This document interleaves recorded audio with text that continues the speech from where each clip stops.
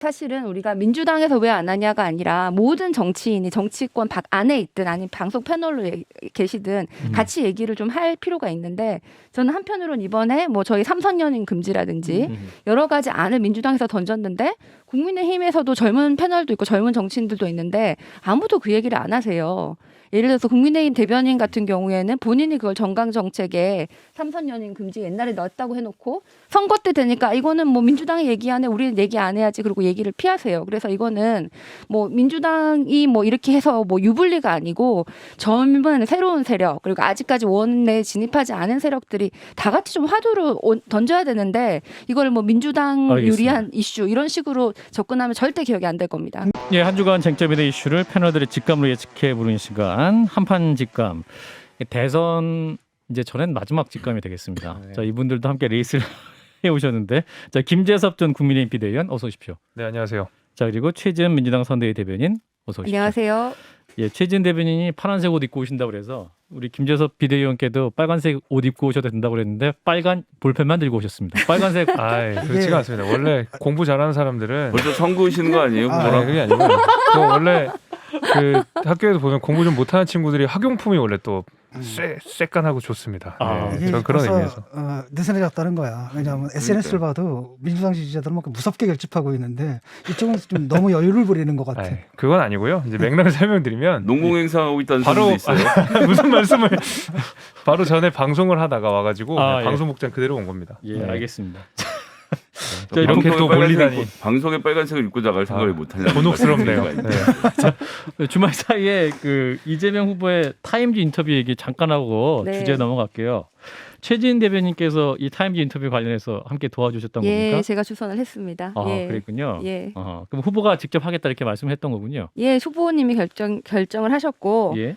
타임즈에서 여태까지 노무현 대통령 이후로 노무현, 이명박, 박근혜, 문재인 대통령을 다 선거 전에 단독 인터뷰를 했어요. 네. 그래서 잡지서에서는 우리가 그 여태까지 역대 한국 대통령을 100% 맞췄다.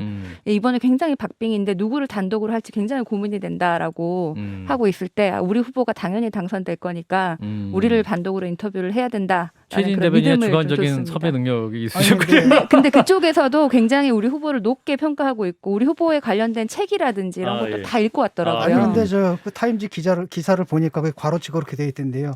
저 윤석열 후보한테도 인터뷰 요청을 했는데 그쪽에서 거절했다. 김재섭 비대위원 왜 거절하셨습니까? 윤석열 후보는. 저도 이유를 찾아봤는데 예. 그냥 뭐 시간상 여의치가 않았다고 합니다. 더 이상은 잘 모르겠습니다. 시간이 없었습니까? 아니, 예. 인터뷰 몇 시간이나 걸린다. 그거는 문제 보고 거절했겠죠. 제가 본 내용은 그랬기 때문에 예. 뭐 자세한 내막은 저도 잘 모르겠습니다. 예, 그 타임즈를 장식할 수 있는 기회였는데. 그러게요. 아마 인터뷰 요청을 응했어도 어차피 타임에서 한쪽만 선택을 하기 때문에 어떻게 됐을지는 모르고 얼마만큼 타임이 또 간절하게 요청을 했느냐 그러면 또 거기에 따라서 답이 달랐겠죠. 타임이 이번에 캠프에서. 잘못 선택한 걸로 아니, 결론이 나겠네요. 타임지에서는 역대 대통령을 맞힌 적은 없고요. 한 분인가 그 전에 했고 나머지 두 분들은 대통령 된 다음에 인터뷰를 했고요. 제가 타임즈랑 이거를 인터뷰를 진행을 해서 잘 알고 있는데요. 노무현 대통령 경우에도 지지율이 굉장히 낮을 때 피플즈 호프라는 거로 인터뷰를 했고 예. 이명박 대통령은 그 서울시장 시절부터도 인터뷰를 했고 예. 박근혜 대통령 같은 경우에는 스트롱맨즈 도터라고 제목을 표지, 나와서 예, 표지를 냈고 문재인 대통령은 더 네고시에이터라고 표지를 냈고 다 후보 시절이었고 예, 예. 선거 전이었습니다. 알겠습니다. 타임 얘기는 그만하죠. 이제 라디오는 한판 승부입니다. 자, 자, 한판 직함 오늘의 첫 주제로 넘어가겠습니다. 주말 사이에 뜨거웠던 사전 투표를 반영을 해서 준비를 했는데, 자, 20대 대선 최종 투표율 몇 %나 나올까? 요걸 한번 예측을 해보겠습니다.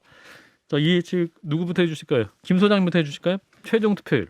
예, 뭐 사실 큰 의미 없다고 생각하는데요. 제가 최근에 스코어를 아는 것도 아니고, 전 2등하고 당선자의 차이는 2.5% 정도로 예측하고 있습니다. 1, 2와 2위의 차이가 2.5%다. 네. 예. 그럼 최종 스코어는 지금 80까지 갈 수 있다고 하는 소장님은 의견이 없어요. 투표율이요? 최종 투표율. 투표율은 70대 후반까지는 그러니까 지금 달아에 있는 분위기로 봤을 때 70대 후반은 충분히 갈 것 같은데요.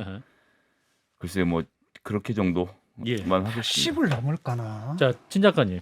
글쎄요. 80 넘을까요? 글쎄요. 저는 80은 좀 힘들지 않을까. 너무 높은 거라서. 왜냐하면 지금 사전투표가 높은 여러 가지 이유가 있겠지만은 그렇다고 그 뭐 코로나 때문에 뭐 이런 것도 있고 그렇지 이게 이제 전체 투표율을 높여주는 건 아니잖아요. 어차피 사전 투표했던 분들이 또 투표할 수는 없으니까.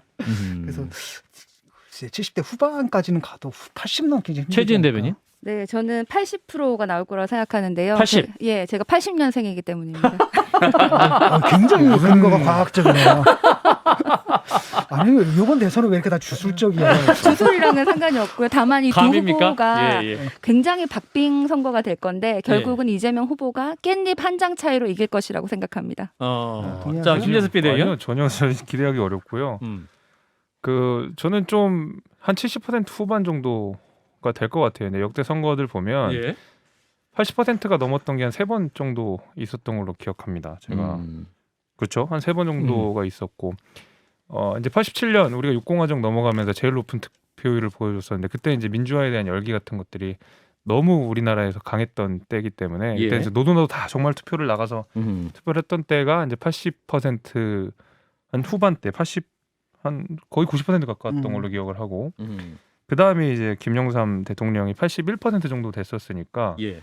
제 생각에는 한 70% 후반 정도. 그 지난 대선보다는 좀 높을 것 같은데. 근데 제가 아까 타임즈에서 갑자기 생각난 건데 그거 광고주라서 실어준 거 아니에요? 제가 거기에 대해서 정말 황당하더라고요. 그거는 타임즈한테 너무 네, 오래됐다. 근데 이 너무 막강한 광고주라서. 타임즈에 6.5페이지, A4 6.5페이지 정도의 기사가 나갔어요. 농담을 그리고 너무 다큐로 받으시면 안 됩니다. 이재명 후보에 대한 그 네. 일대기 거의 뭐 위인전 수준으로 썼다가 알겠습니다. 제일 마지막에 세 줄 정도 이번 선거는 역대급 굉장히 좀 저속하다. 그냥 던진 그래서 거예요. 이 후보에 대한 비판, 하지 마세요. 윤 후보에 대한 비판 이런 게 나갔는데 그 다음에 제일 먼저 원희룡 본부장이 예. 이거 CNN에 1억 6천을 줘가지고 타임에 인터뷰가 나왔다 그러는데 일단 CNN과 타임은 다른 업체고요. 아니 경기도 때 왜 기본소득 타임즈 한번 광고한 적 있었잖아요. 그 농담 삼아서 그냥 한 그것도 거예요. 조금 너무 진지하게 언론에 안 대한 받으실 부적절한 거고 두 번째로 그 예. 몇 줄 나온 거 가지고 이거 이재명 후보 욕하는 건데 왜 이렇게 쓰냐 이렇게 김은혜 본부장이 너무 얘기를 많이 해가지고 진짜 안타깝다는 생각이 어쨌든 그 들었습니다. 윤 후보의 그 문제점들 그다음 이재명 후보의 문제점이 다 나와 있더라고요. 네, 그 6.5페이지 중에 네. 0.3페이지 정도가 두 후보의 문제점들을 다뤘습니다. 예. 자, 이제 내일 하루 남았습니다. 이제 파란 옷 입으실 날이 하루 남았는데 빨간 옷 입을 날도 하루 남았는데 내일 이제 어디에 선거 전략적으로 집중하실 계획인지 어디부터 들어볼까요? 국민의힘부터.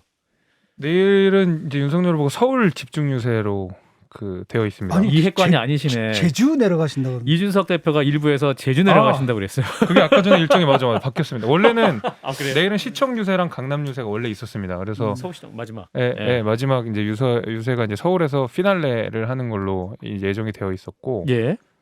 그래서 사실 이제 서울 지역이 이번에 조금 특이한 양상인 게 저희가 2012년에 박근혜 전 대통령이 당선이 됐을 무렵에도 사실 서울 지역 투표율은 문재인 대통령께서 높았거든요. 당시 문재인 후보가.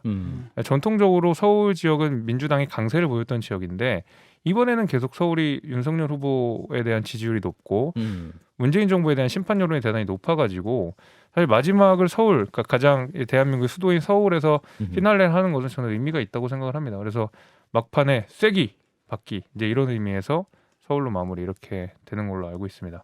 민주당은요? 최진 민주당 대변인. 오늘 제가 이렇게 파란 옷 입고 온 게 부산에 이재명 후보가 오셔서 유세장에서 지금 바로 왔어요. 부산에서? 그래서, 예, 부산에서 바로 제 지역구에서 유세를 하다가 이재명 후보를 만나고 바로 와서 옷을 입고 온 건데 예. 이재명 후보가 오늘 부산부터 쭉 어제 밤에 제주, 오늘 부산, 그다음에 이제 대구, 대전 이렇게 쭉 올라오셨고 아마 내일은 서울과 수도권 일대를 한 번 더 유세를 하시지 않을까 이렇게 보이고요. 저희가 지금 수도권에서 경기도에서 의외로 좀 사전 투표율이 좀 낮기 때문에 예. 거기와 결국 이 박빙 승부처가 될 것이라는 서울에 좀 집중을 해야 되지 않을까 이렇게 사전 보입니다. 투표가 호남이 이렇게 높은 거 하고 경기도가 낮은 건 어떻게 해석하세요? 저는 그러니까 그게 민주당에서는 이게 안철수 후보와 단일화를 한 것에 대한 심판 여론이 굉장히 높다. 그래서 지지층이 결집한 거다라고 이야기를 하는데 예. 이재명 후보의 지지층은 경기도에 제일 많잖아요. 사실 뭐 당연히 호남에는 민주당 이 강세 지역이니까 그렇긴 한데 예. 그 논리를 따르면 사실 경기도 지역의 사전 투표가 높아야 되는 게 논리적으로는 맞거든요. 그렇다기보다는 이제 광주 지역에 민주당이 너무 오래 해먹어서 대안이 아니라고 생각하시는 분들이 국민의힘으로는 안 넘어가고 안철수 후보를 지지하고 좋아하시다가 그분들은 20% 넘게 되는데 그분들이 안철수 후보가 윤석열 후보와 단일화하는 모습에 화가 나셨다. 그래서 호남 지역만 딱 국한해서 하는 얘기지 전국에 있는 안철수 지지자하고 호남의 성격은 좀 다른 것 같습니다. 근데 오히려 저는 그렇게 보진 않고 네. 이번 대선에서 적어도 광주 전남에 그 불었던 정치적 이슈 두 가지를 꼽으라 그러면 예. 하나가 복합 쇼핑몰 유치랑 하나가 이례적인 20대 남성들의 국민의힘 지지거든요. 호남에서의. 사실 대선 전국에서 호남에서 정치적 이슈라고 딱 떠오르는 것이 이제 그 두 가지 정도인데 예. 유독 거기에서 투표율이 높았다고 하는 것은 그 정치적 이슈가 상당 부분 반영된 이 결과라고 저는 생각하거든요. 그럼 국민의힘의 근데 호남에서 목표는 얼마입니까? 저희 30%입니다. 아니 그 이준석 대표 하는 그 30% 말씀하시지 말고 저 식견을 보여주셔야지 그런 위원장님이. 허황한 꿈을 꾸지 마시고요. 현실적인 솔직히 수치를 말씀해 주세요. 현실적으로 도달 가능한 정말 목표를 그렇게 어느 하니까 정도 좀 보고 약해지는 있냐. 마음이 있네요. 이렇게 몰아가시니까. 그럼 저는 조금 소극적으로 25% 하도록 하겠습니다. 조금 소극적이지 않습니다. 25% 엄청난 수치고. 자, 근데 저는 기대해 볼 만해요. 그러니까 확실하게 음. 박근혜 전 대통령이 2012년에 10%를 약간 넘는 수준으로 처음으로 두 자릿수를 국민의힘 전신정당이 기록을 했는데 예. 이번에는 그거보다는 무조건 높을 거라고 생각되고 저는 뭐 25%좀 그 야심차게 얘기를 했지만 20%를 넘기는 건 충분히 예상해 볼 거라고 생각합니다. 예. 많으면 30%씩 갈 수도 있겠지만. 그렇군요.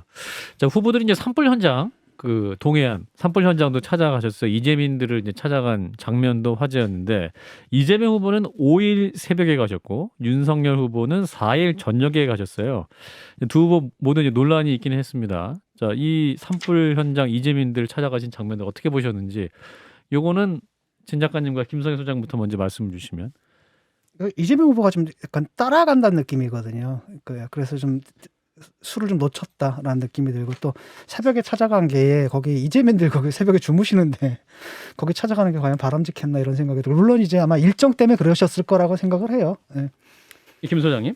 예, 뭐 사실관계가 맞지 않고요. 일단 밤 11시 5분쯤에 그러니까 그때 유세가 끝났죠. 유세가 끝나고 나서 후보 텔레그램 방에서 네.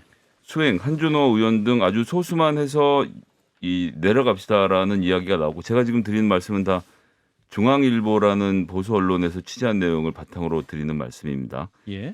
3시에 산불 현장에 도착해서 상황을 점검하고 4시에 영덕에 있는 대피소를 갔는데요. 옛날하고 달리 요즘 대피소에 가면 텐트를 다 개별 동으로 지급해서 주무실 분들은 안에 다 주무시고 계셨고요. 예.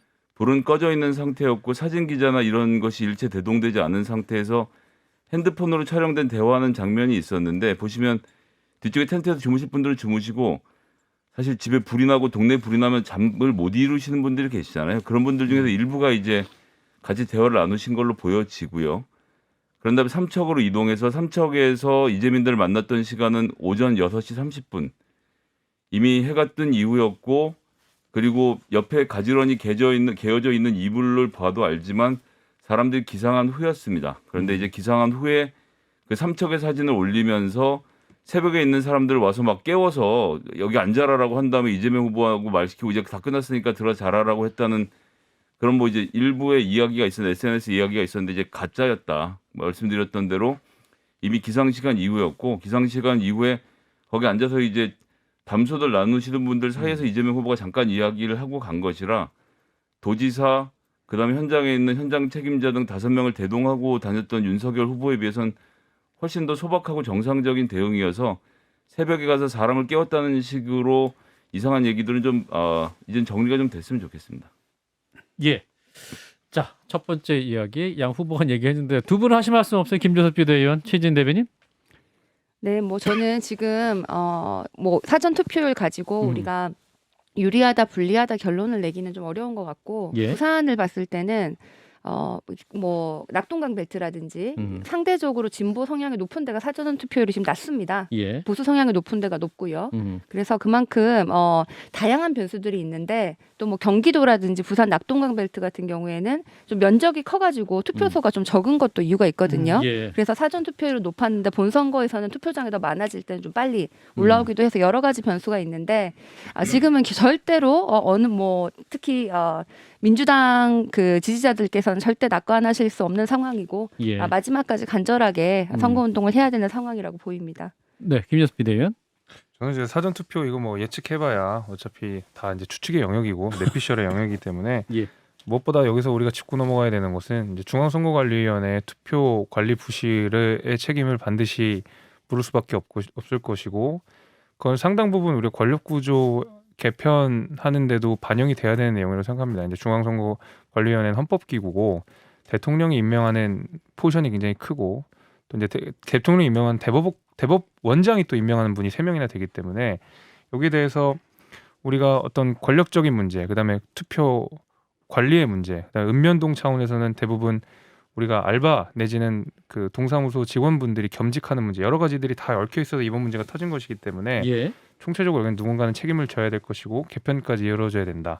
요거가 사실 이 사전 투표의 교훈이라고 생각합니다. 예. 자, 사전 투표 얘기는 여기서 마무리하고요. 두 번째 이슈. 윤석열, 이재명 후보가 말하는 공동정부 혹은 통합정부 정말 가능할까?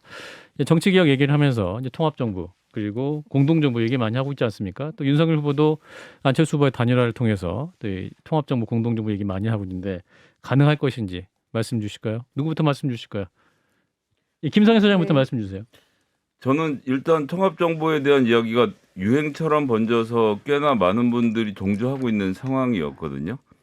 심지어 그 단일화 합의문에서 안철수 후보님도 공동정부, 통합정부에 대한 이야기를 많이 하셨고 그런데 유일하게 이 문제에 대해서 입장을 내지 않고 있는 것이 국민의힘입니다. 지금도 그렇고 아마 김재섭 위원장님도 들어보신 적 없을 것 같은데 철저하게 외면하는 상태로 가시기 때문에 그러면서 이제 뭐 또 물어보면 그래도 뭐 민주당이 180석이니까 결국 협치를 하게 되지 않겠냐라고 이야기만 하지 공식적으로는 선언을 안 하고 있어서요. 이런 식의 갈등의 정치를 얼마나 더 오래 할 수 있을지 사실 전 안 된다라고 생각해서 국민의힘도 좀 선거 전에 한번 말씀해 주시면 좋을 것 같은데 시원하게 말씀이 안 나와서 좀 아쉽습니다. 네, 진 작가님. 뭐 국민의힘은 뭐 윤석열 후보 3차 TV 토론인가 그게 이제 정치개혁 주제였지 않습니까? 예, 예. 근데 거기서 자기 비전이 없더라고요. 그냥 통째로 다 비어 있더라고요.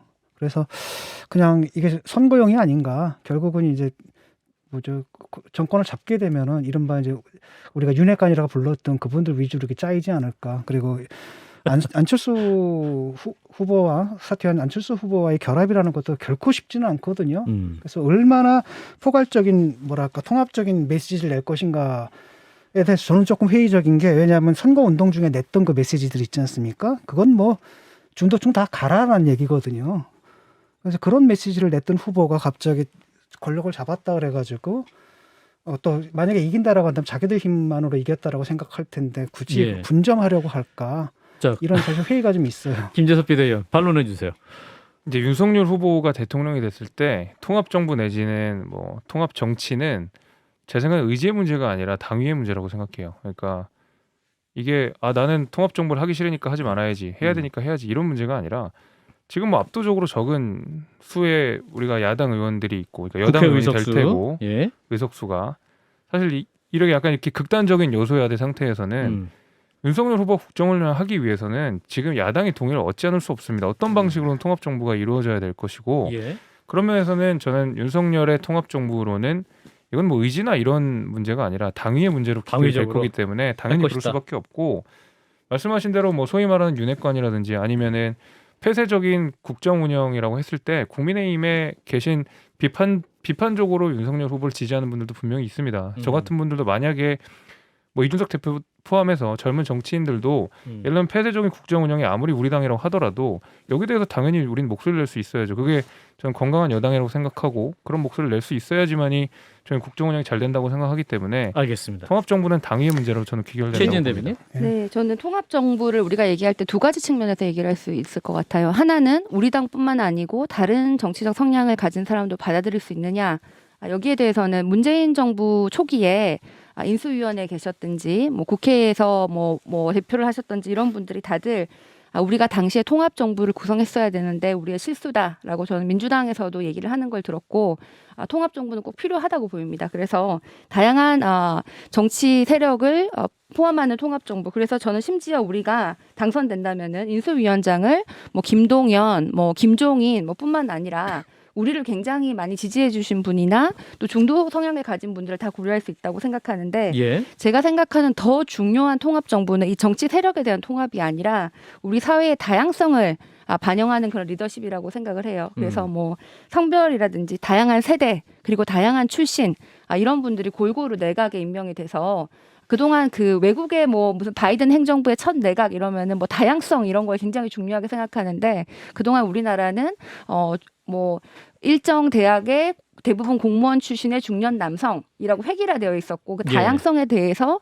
얼마나 그것이 중요한가 자체가 논의가 안 됐던 것 같거든요. 그래서 누가 당선이 되시든 이 다양성에 대한 통합 내각도 조금 더 중요한 이슈가 되기를 바랍니다. 예, 찐 작가님. 예, 사실은 저는 계속 걱정하는 게 이런 거거든요. 후보의 말을 들어보게 되면 노동 정책은 아예 없고, 그 다음에 반여성, 그 다음에 반중국, 뭐 반북 후보라면 윤석열 후보를 말씀하시는 윤석열 거예요? 후보가 근데 이런 메시지 가지고 이런 메시지를 낸 후보한테 누가 연합을 하려고 할까? 왜냐하면 스타일국이거든요. 그래서 이런 문제가 좀 있는데 어쩔지 잘 모르겠습니다만 정말로 이제 이게 뭐 선거 때 강성 보수층을 결집시키기 위한 그냥 하나의 수단으로 사용되고 그 다음에 이 집권 한번 달라질 거다. 뭐 이런 가능성도 물론 있겠지만 좀 사실 걱정되는 게 사실이에요. 근데 김재섭 위원이랑 토론할 때마다 불편한 게 너무 정상적인 말씀하시니까 반박하기 어려운데 후보 입장하고 너무 다르거든요. 후보는 지금 예를 들어서 후보는 지금 민주당이 평양에서 평양방송 듣고 있고 무슨 노동신문 읽는 사람들이라고 하거나 반헌법적인 세력으로 얘네들 제외하고 그다음에 민주노총이 우리나라 노조원이 100만인데 지금 전체 노조의 40%를 차지하고 있는 우리나라 노조 조직률이 14%밖에 안 되는데 거기서 제일 중요한 역할을 하고 있는 민주노총 그 100만 명 전체 1000만 명 2,500만 노동자 중에 4%밖에 안 되니까 그 버리장머리 고쳐야 된다 이런 말씀하시는데 통합정부가 되겠나요? 그러니까 그 거친 메시지는 아니 적대시하는 세력이 너무 넓어요. 말씀드릴게요. 이게 사실은 이런 문제가 있는 것 같아요. 그러니까 메시지가 거칠게 나오는 것 자체는 전 동의하기는 좀 어렵습니다만. 그러니까 그렇게 말씀하시는 윤석열 후보가 제 이유가 있다는 거죠. 이제 근데 지금 윤석열 후보의 지지율이 사실 정권 교체 여론에 못 미치는 게 좀 있습니다. 그러니까 근데 정권 교체를 바라시는 분들 중에 대다수는 진짜 문재인 정부 혼 좀 내야 된다. 문재인 정부 이번에 심판해서 확실히 정권 교체를 해야 된다. 이런 여론들이 지금 50%가 비슷하게 꾸준하게 유지가 됐었던 거거든요. 50% 이상이 많이 유지가 됐었고. 그러면 사실 정치인이라고 하는 사람들은 대부분 유권자들의 마음에 따라가기가 좋죠. 마음에 따라갈 수밖에 없고 특히 대선을 앞두고는.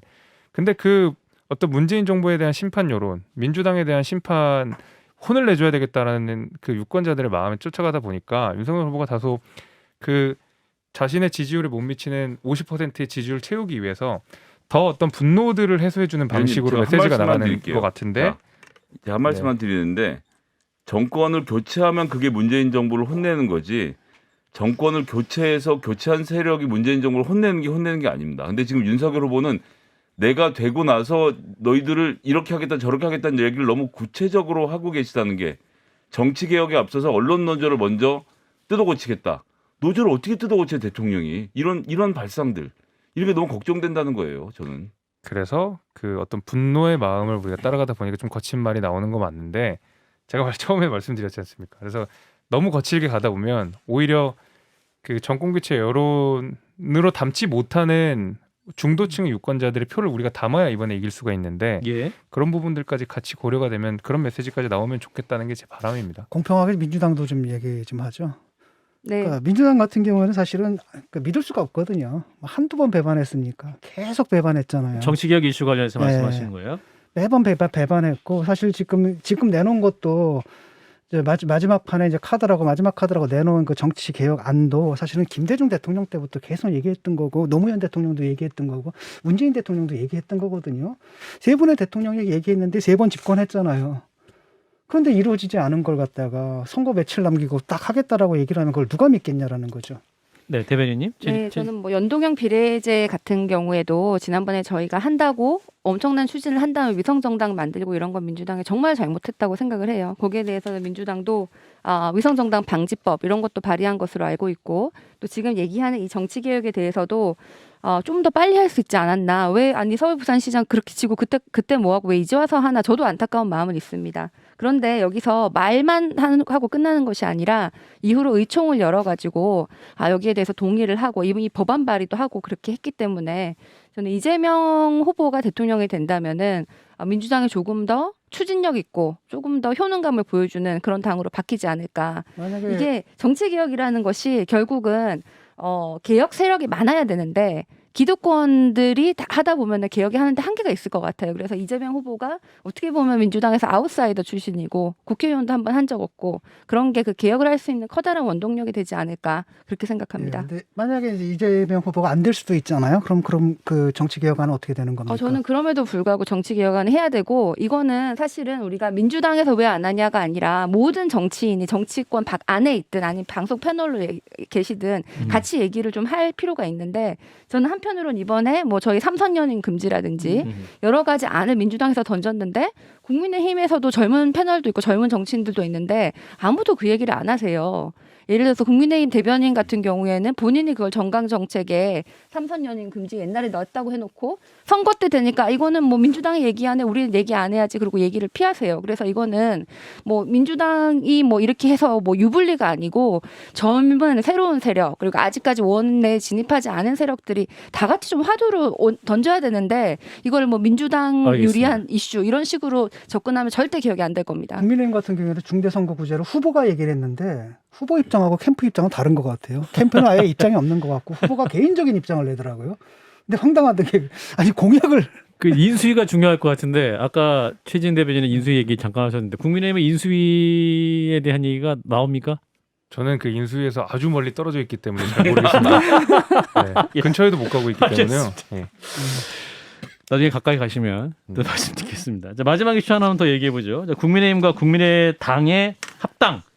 이제 선거 이유가 될 것 같아요. 대선 후가 될 것 같은데 잡음 없이 잘 될 수 있을까 이 부분. 자, 이 부분은 또 우리 김재수 비대위원이 할 말 많으실 것 같아요. 할 말이 너무 많기 때문에 예. 근데 지금 또 대선 앞두고 할 수 있는 말을 다 할 수는 없기 때문에 다 해주세요. 이게 근데 뭐 잡음 없는 합당이 있겠나요? 뭐 사실 또 어떤 합당이든 하다못해 잡음이 예정돼 있습니까? 열린민주당과 더불어민주당이 합당하는 과정에서도 이런저런 잡음들이 있었기 때문에 예. 근데 사실 국민의힘과 국민의당은 비슷한 것 같지만 굉장히 이질적인 정당이거든요. 예. 벌써 안철수 전 후보 대표께서 국민의힘을 실용 중도 정당으로 만드시겠다고 말씀을 하셨습니다. 근데 그것은 실용 중도 정당으로 만들겠다고 하는 것은 정강 정책을 바꾸시겠다는 말씀이거든요. 예. 근데 정강 정책이 그냥 글자 몇 개로 바꿔지는 것이 아니고 전당원의 의사를 물어가지고 전당원 투표를 통해서 결정되는 겁니다. 그러면은 결국 우리가 처음에도 뭐 국민의힘 정강 정책에 기본소득 논의가 있었는데 그 당시에도 굉장히 치열했었어요. 당내에서도 치열했습니다. 정강 정책에 어떤 내용이 들어가는지가 그 정당의 그 비전들을 보여주는 거기 때문에 벌써 국민의당이 내세우는 가치랑 국민의힘이 내세우는 가치들이 다르기 때문에 거기서부터 아마 충돌이 될 것이고 당장 또 국민의당과 국민의힘의 인사들이 좀 있을 거 아닙니까? 서로의 그렇죠. 그 어떤 직책들이 겹치는 부분들로 교통 정리가 필요할 것이고 도봉구 지역위원장도 있을 거 아니에요. 국민의당. 국민의당에서는 없었던 걸로 알고. 그렇습니까? 예. 도봉구는 넘사벽이기 때문에 여기는 침범할 수 없는 영역이고요. 네, 침범하면 그렇습니다. 제가 의원군으로 자원하겠습니다. 침입으로 그렇습니다. 아무튼 그래서 그 최대한 빠르게 이루어질 것 같긴 해요. 근데 저희가 국민의힘과 국민의당이 지난 재보궐선거 때 단일화 이후에 바로 이루어지기로 했는데 한번 결렬된 적이 있었기 근데 때문에 왜 안 됐어요, 진짜로? 여러 가지 이유가 있지만 여기서는 다 말씀드릴 수가 없습니다. 아니 한두 가지 뭐 맨날 당명이라고만 거짓말을 하시니까 이준석 제가 듣고 대표 있기 말로는 답답한데. 당명 하나. 당명도 굉장히 중요하죠. 당명은 정말 중요하죠. 근데 당명을 그것 때문은 아니었잖아요. 당시에 저희는 더 이상 말씀드릴 수 없습니다.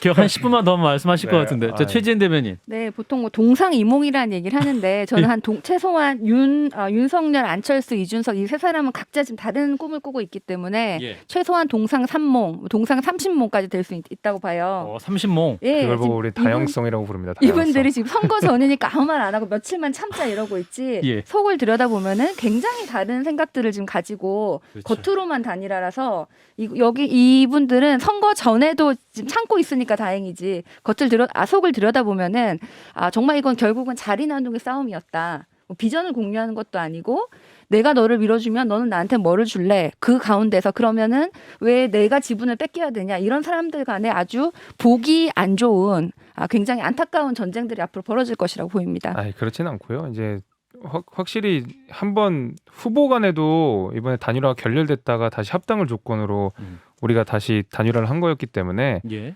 저번 전철을 밟지는 않을 겁니다. 그리고 이번에 이제 양 후보 간의 의지가 확고했고 국민들한테 더 이상 실망을 시켜줄 수는 없기 때문에 국민의힘과 국민의당의 합당 절차가 빠르게 진행되는 것이 맞겠지만 워낙 이질적인 정당이었기 때문에 사실 이 악위를 맞추는 작업들은 제 생각에는 거기에서는 파열음이 불가피할 것 같아요. 네, 그래서 김성현 저는 뭐 윤석열 후보는 본인이 대통령만 되면 음. 뭐 안철수 후보든 누구든 다 받고 그냥 내 대통령이 되는 게 중요할 것 같아요. 네. 근데 국민의힘의 많은 뭐 당직자라든지 뭐 지역위원장들은 음. 이거는 나의 내가 지분이 있는데 지금 지분을 뺏기냐라고 될 것 같고 국민의당의 경우에는 이 지금 지분을 우리가 도와줬는데 왜 지분을 안 주냐라는 것이 해결되지 않았다고 보입니다. 예, 마지막으로 그 김혜경, 김건희 이 두 분 대선 이후에 영부인 역할 할 수 있을까요?